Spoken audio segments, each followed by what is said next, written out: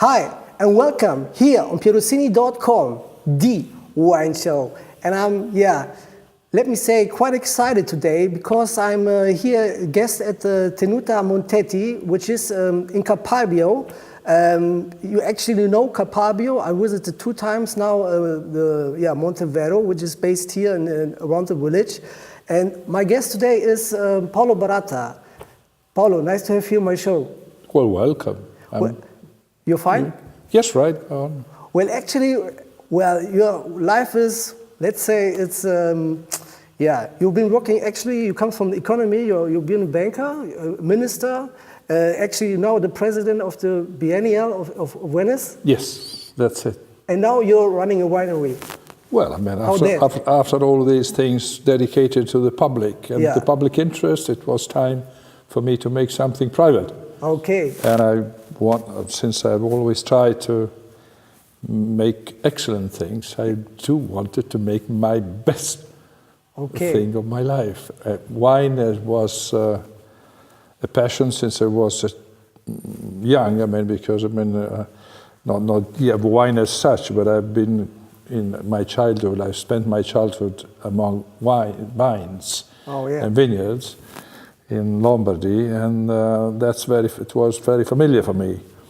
So I decided once when I became 60 years old, I decided that time has come to go back. Okay. And to go back to your origins to some extent, and to do well. I found this wonderful place here in Tuscany after having been searching for a while. So if you've been searching for a place, had the idea to build, to found a winery? Well, these things don't, you cannot plan everything. When you do start a thing like that, you are moved by an interest, a passion, and then it depends very much on what you find around you. I mean, you have to find a place that somebody wants to sell to you. Let me ask a question, because when you arrived here at Capalbio, sheep and goats. Sheep and goats. So there was nothing. No, nothing. So it means Monteti was one of the first wineries built here in this area? Possibly the first one. The first wine conceived as a high quality winery. I mean, because of course, as everywhere in Italy, you have wine produced at the local level for local consumption. So there has been here also a tradition of wine, which, but at the ordinary sort of production in the countryside. Whereas as first investment, fully fledged investments in with modern technology, I think I've been the first one here. Yes. Okay, so talking about the wines, we are located here. It's on the altitude. We are higher than Montevero. Montevero is more open to the sea. Here it's from 120, 140 meters on the sea. But what's more is that the Monteti, which is the name of the hill in front of us, that prevents and defends us from the wind of the sea, which is salted. Okay. And so Monteti is our protector. So therefore, the name of the property is Monteti. The name of the Tenuta is Monteti. The name of the wine, the first wine, is Monteti. Okay. Well, and actually, talking about wine, it's like you planted. It was your decision to plant the Cabernet, franc, Cabernet Sauvignon, Merlot. Well, when I first of all, once you have to start a thing like that, you have to have your own specific. I wouldn't say ideas, but aims. And mine was to make a very personal wine. Okay. Personal, which means that according to by basic principles, and of a kind that I might consider is personal, which means that I had to listen to the soil first of all, and I didn't, on purpose, I didn't plant one single plant of Sangiovese, which is the traditional grape, because I think that's a kind of grape that grows very well beyond 300 meters on the sea. Yeah. Whereas here it's a bit hotter and a bit And so we decided, me and the consultant I was with me at the time, we decided to try a certain number of varieties and see what happens. And so the result was that in discussing with the enologist, I asked him a few things. First of all, I want a wine that is balanced, a wine that is not a one shot and then no tail. On the contrary, a wine that is very elegant, but also that speaks long and talks long. And so you have something that once in your mouth, it starts talking. Yeah. Whereas at the time, I mean, the average fashionable wine was exactly the opposite. A wine that immediately comes in, blows in, and then sometimes ends to nothing. So I said, I call this the reverse spoon sort of a process, when nothing at the beginning and then growing and growing and lasting. Second, I wanted a wine that was to some extent really had something to do with the land here, with the flavors and that you find around. Yeah, many herbs around. You feel that there's a nice, beautiful aroma in the air, right? Yes, because this is the bushes were natural and wild, and then I asked him I cannot bear sulfites. So I asked the enologist and my people, please do make a wine, particularly work a wine in the more traditional way, with very low sulfites, which was really challenging, right? Really challenging. Which is challenging because I mean the traditional way of doing the fashionable way of doing wine a few years ago when I started was micro-oxygenation, micro-oxygenization, and so on and so forth. Well, they said, no, this is certainly not, because anytime you add oxygen, you have to put sulfite to correct the effect of the oxygen. Yeah. So, I mean, no oxygen at all, and everything has to be reduced and closed, which is more traditional. You have to be very careful, of course, but the people here have to be very careful during the maturation.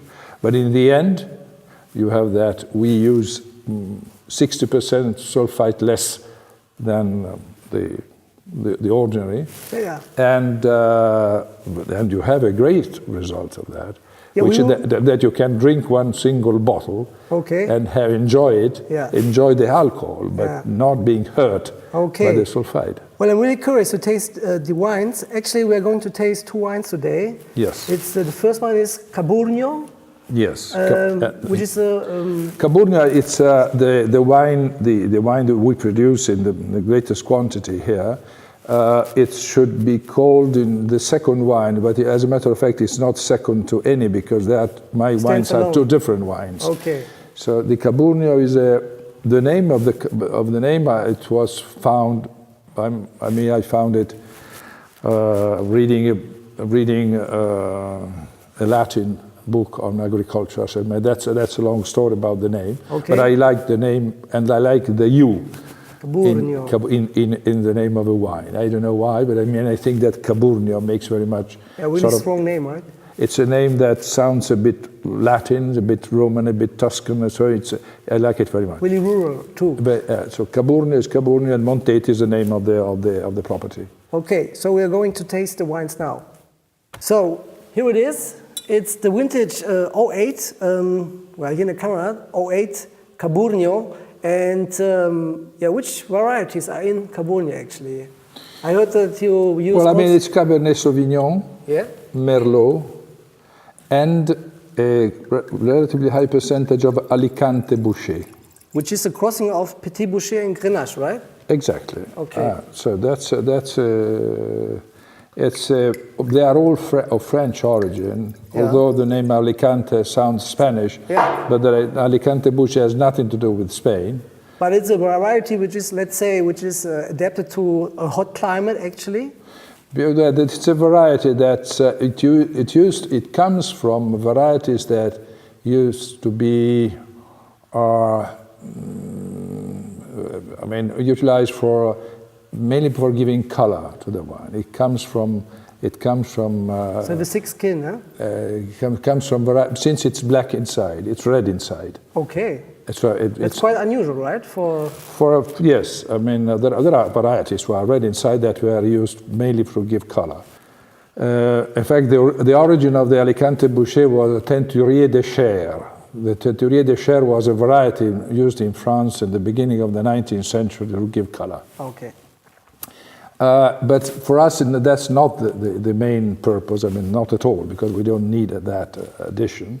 The Alicante bouschet brings some spicy flavor and the freshness and the acidity. Yeah. Because one of the problems for a good wine, for a red wine, is that you have to balance all possible flavors, all possible sensations with some degree of acidity. And the degree of acidity of a red wine is fundamental. So let's go ahead with, This is Caburnio. This is actually, yes, the dark color, it's a deep garnet red color. This is, yes, not huge color, but it's quite brilliant. Well, let's sniff it. I am really curious. Yeah, and it's absolutely fragrant. It's a lot of dark berries inside, right? Yes. And really spicy, actually. It has that slight spice, which is very, for me, it's very important because it gives the idea. It really gives the idea of the area, right? The area that it comes from. Yeah, and you can feel, you have the imagination of, like said before, the rosemary or other herbs. Very great.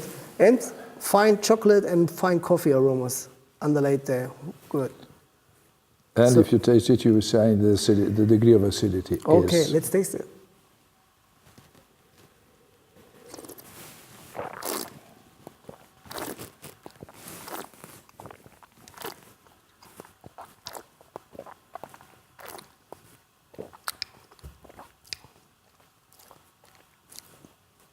Wow,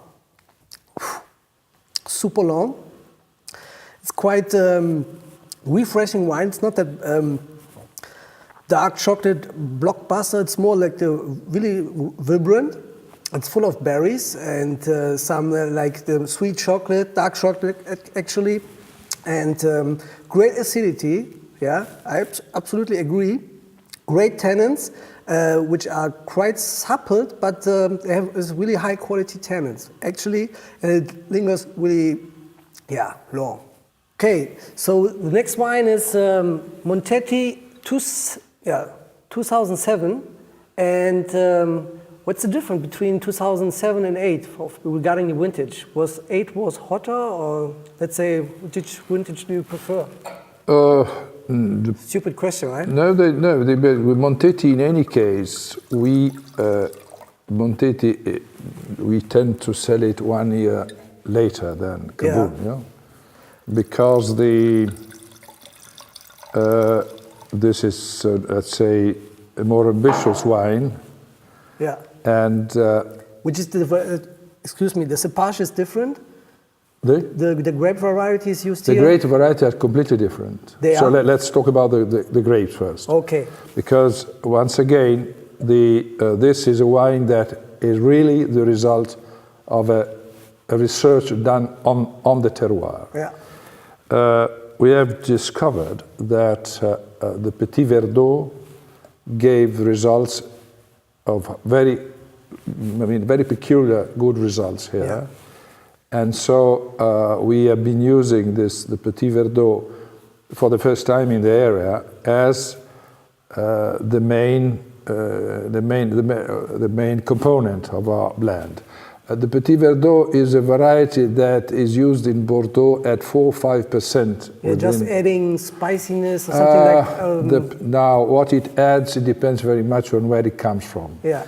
Because the Petit verdot feels very much the terroir and the soil where it's grown. Okay. And so for us, the Petit Verdot gives really the structure and the minerality. Because one thing, when I started, I asked to my people, I mean, I want to make a wine where you have the fruit. And of course, you have to have all possible fruits that the soil gives you, but they have to be more mineral. They have not to be marmalade. Yeah. They have to be dried up to some extent through a sense of minerality. Yeah. And here, the Petit Verdot is doing the job.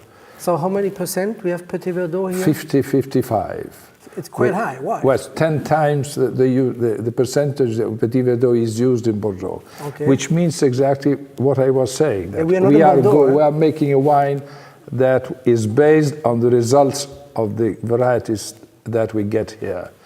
And so it's to some extent a Bordeaux renversé, completely renversé, whereas the second very important variety that is here is the Cabernet Franc.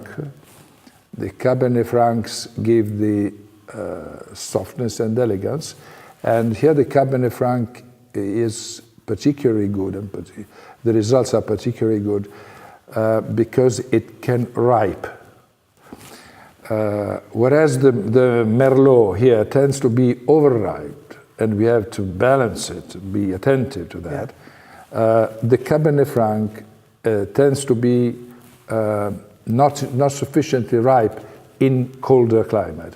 Whereas in a warm climate, it gets really to full maturity, and it comes as one of the most elegant components of the wine. So structure and minerality from the Petit Verdot, elegance from the Cabernet Franc that as it comes here. Okay. In the middle, the Cabernet Sauvignon that joins and makes the wine all together. And this wine actually 2007, is this the current vintage on the market now? Yes, it's a current vintage. So the aging is like a new French oak, or let me say here? The aging of the two wines are really very different, in two completely different methods. Whereas the first wine, the Caburnio, we use 50% of barrels, and 50% doesn't go into barrels. And of these 50%, the barrels are 30% new and 70% old. So we keep the wood at a very low degree, at the minimum necessary. For this wine, the wood is important, of course, but we keep it for 14 months, half new, half old barrels. And but I have to say one thing: we age it. The different components, we keep them separated until the end. Okay. So the blending comes at the end. So we still have different kind of Petit Verdot, different kind of Cabernet Sauvignon, all along the aging period. Okay. So the blending comes at the end, and then the bottle. There is nothing to balance and to fulfill a complete the maturation of wine. I'm saying, Nothing like the glass. So you keep the wines, let's say, after they are matured in the barrels, you keep them here in the winery still in bottle? Which you keep in steel for a while, and then in bottle. And so, I mean, we are selling in 2012, we are selling the 2007, which means that it's 5 years old. This is a good attitude, actually. So it's the color, it's more, it's a little bit more darker, still deep, garnet-red colored. Well, let's sniff it.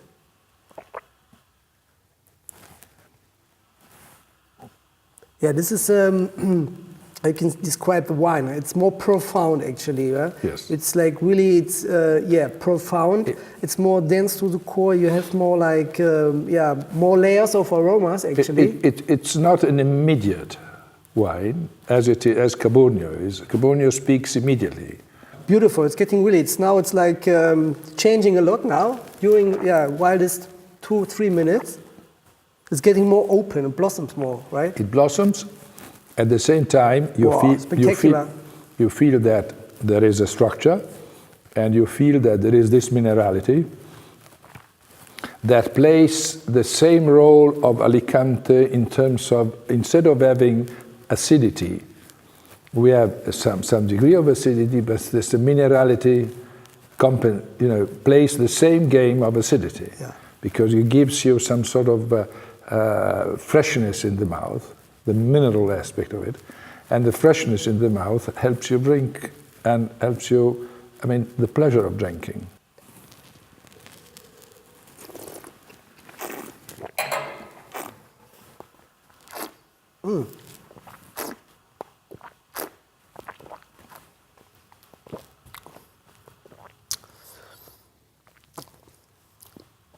Concentrated, dense to the core, a lot of dark berries, spicy, refreshing acidity, and the tannins are still kind of dusty. It's a big potential in this wine, actually. It's still young, right? This wine can go on many years. Yeah, many years. I think this was the aim also, right? Yes. To have a wine who can mature. To have a wine that is made for those who really like wine. Wow. And not to those who just want to be impressed by wine. Yeah. Those who want to understand. And this means that when you drink this wine, one of the pleasure you find is that you feel that it will be even better in 10 years' time. And this is one of the pleasure you can get. Yeah, I would say that this wine, in this stadium, when I taste it now, I would give it to live. Well, it's to be serious, like more 25, 30 years, something like this. It's maybe more, I don't know. The acidity, the tannins, they are really present, but there's still enough fruit and sweetness of the fruit, which will balance this tannins and acidity. Well, Paolo, I'm really happy that you had time for me, for my friends, yeah. And well, maybe I hope we can revisit you next year to taste the new vintages. And I wish you everything best for the. Thank you. Yeah? And if I just may add the final word,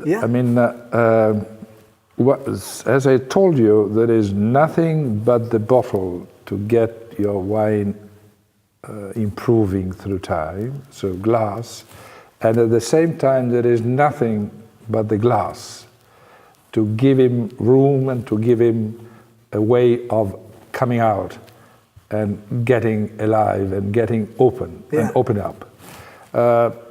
You have, of course, to open the bottle half an hour before, at least. You can use decanters, but decanters, the glass. And the glass as an open glass. Yeah. And when you pour it, the wine, that comes from a situation in which he has been kept closed because of the reasons I told you before, then the glass is the place where it becomes great. Final ad. Okay, thanks a lot, and I hope you get that, and I hope you enjoyed it, and see you in the next clip.